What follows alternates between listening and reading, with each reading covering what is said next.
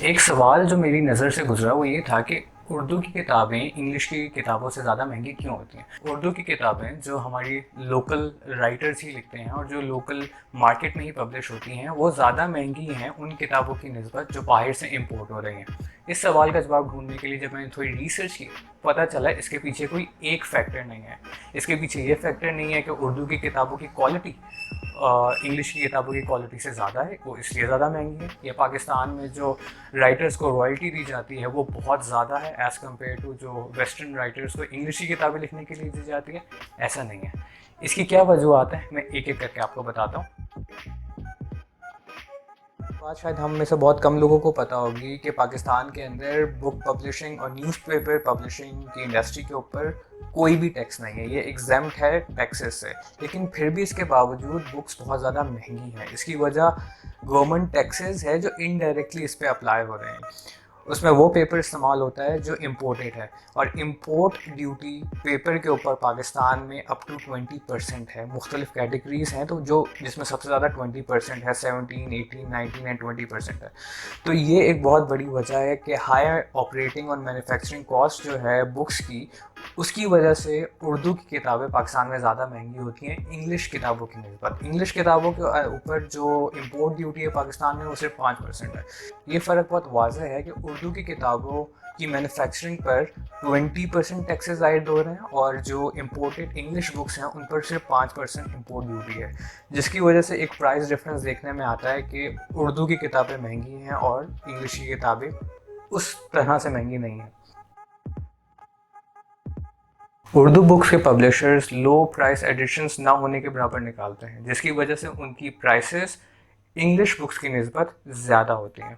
उर्दू किताबों का रुझान हमने मतलब जानबूझ के कम किया है कि एक किताब जैसे जाविया है 895 की, अगर इस अब वो जब अब से 15 साल 20 साल पहले छपी थी तो अभी भी हार्ड, अब उस वक्त हार्ड बाउंड आई थी, पेपर बैक आ जाए उसका तो वो हार्डली 300 का होगा।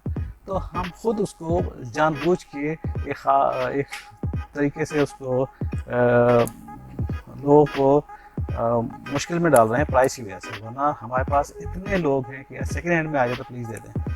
उसकी प्राइस ने जैसे अलीपुर का एली 2250 वाई, इसी तरह शहाबनामा 1400 वाई। ये सारी जो है 25-30 साल पुरानी किताबें हैं, 40 साल पुरानी किताबें, जिनका प्राइस बहुत कम होनी चाहिए, 4-5, और जो हो सकती है ये बिल्कुल अजीब सी बात है कि ये इदारे प्राइसेस क्यों नहीं कम कर रहे, इसका मुझे नहीं, मगर ये उसके लिए राह में रुकावट जो है ना, हाई प्राइस है। और उर्दू में इंग्लिश सस्ता है, अगेन उर्दू ज़्यादा महंगा है। लो प्राइस एडिशंस का मतलब ये है कि लो क्वालिटी पेज इस्तेमाल किया जाए जिसमें फ़ॉन्ट छोटा हो। जब लो क्वालिटी पेज इस्तेमाल किया जाएगा और फ़ॉन्ट छोटा रखा जाएगा तो बुक की जो मैन्युफैक्चरिंग कॉस्ट है वो कम हो जाएगी। शायद ऐसी बुक जिसमें 500 पेजेस पहले थे वो कट डाउन होकर शायद 200 पेजेस पे आ जाए, जिसकी वजह से कॉस्ट कम होगी। तो पाकिस्तान की मार्केट में जितनी भी इंग्लिश बुक्स ज़्यादातर अवेलेबल हैं वो लो प्राइस एडिशंस ही होते हैं। उर्दू बुक्स में लो प्राइस एडिशंस ना होने के बराबर है। एक और फैक्टर जिसकी वजह से उर्दू की किताबें ज़्यादा एक्सपेंसिव होती हैं इंग्लिश की किताबों की निस्बत, वो है उनका टाइटल पेज या टाइटल कवर, जो कि ज़्यादातर हार्ड कवर की फॉर्म में होता है, ऐसे गत्ते की फॉर्म में।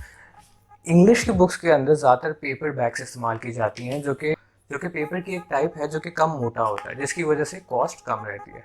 उर्दू की ज़्यादातर किताबें वो किताबें हैं जिसमें कवर मोटा रखा जाता है, जो कि ज़्यादा कलेक्शन के लिए इस्तेमाल की जाती है पूरी दुनिया में। और वो उसकी जो है ना हार्ड बाउंड किताब बनाता है, वो उस पर खर्चा ज़्यादा होता है, और अगर वो उसकी पेपर बैग बनाए तो 1/4 कॉस्ट हो जाती है एकदम। इसके अलावा सप्लाई और डिमांड भी एक बड़ा फैक्टर है उर्दू की किताबों की कीमत ज़्यादा होने का। अगर आपके ख्याल में कोई और ऐसी वजह है जिसकी वजह से उर्दू की किताबों की कीमत ज़्यादा है तो कमेंट में लिखने जरूर। Thank you.